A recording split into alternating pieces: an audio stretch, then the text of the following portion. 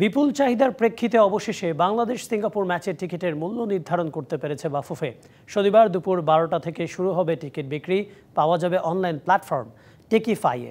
সংবাদ সম্মেলনের মাধ্যমে বিস্তারিত জানায় বাফুফে।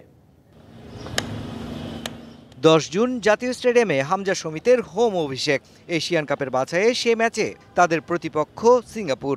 এই ম্যাচ ঘিরে ফুটবল প্রেমীদের আগ্রহের পারদ চড়েছে বেশ, তাই টিকিট সংগ্রহের অপেক্ষায় এবার ঘুচল। শনিবার দুপুর 12টা থেকে টিকিট অনলাইনে পাওয়া যাবে। বৃহস্পতিবার বাংলাদেশ ফুটবল ফেডারেশন ভেরিফাইড পেজে এবং ওয়েবসাইট লিংক পাওয়া যাবে টিকিট কেনার জন্য। জাতীয় স্টেডিয়ামের ক্যাপাসিটি অনুযায়ী 10 ক্যাটাগরিতে ভাগ করা হয়েছে দর্শকদের স্থান, যার মধ্যে প্রেসিডেন্টস বক্স ছাড়া বাকি 9 ক্যাটাগরির টিকিট বিক্রি করা হবে টিকিফাই.com লাইভ ওয়েবসাইটে। আর নাম, ইমেল, ফোন নাম্বার আর ডেট অফ বার্থ, এই কয়েকটা ইনফরমেশন দিবে।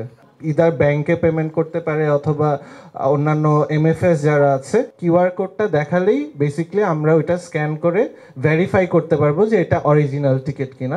যমুনা ইলেকট্রনিক্স ঈদে ডাবল খুশি অফার সিজন 3, যে কোনো পণ্য কিনলেই পাচ্ছেন নিশ্চিত ঈদ উপহার। টিকিটের সর্বনিম্ন দাম ধরা হয়েছে সাধারণ গ্যালারির জন্য 400 টাকা। এর বাইরে হসপিটালিটি বক্স 5000 টাকা, কর্পোরেট বক্স 5000 টাকা, ভিআইপি 1 বক্সের টিকিটের দাম 4000 টাকা, ভিআইপি 2 ও 3 বক্সের টিকিটের দাম 2500 টাকা, স্কাই ভিউ এর টিকিটের দাম 3000 টাকা, ক্লাব হাউস 1 এর টিকিটের দাম 2500 টাকা ও ক্লাব হাউস 2 এর টিকিটের দাম 2000 টাকা। শিশুদের জন্য কিনতে হবে টিকিট। একটি আইডি থেকে কেনা যাবে সর্বোচ্চ 5টি টিকিট। সাধারণ গ্যালারির টিকিটের আসন 18,300। তবে শুধুমাত্র আমন্ত্রিত অতিথিদের জন্য সংরক্ষিত থাকবে প্রেসিডেন্ট বক্স।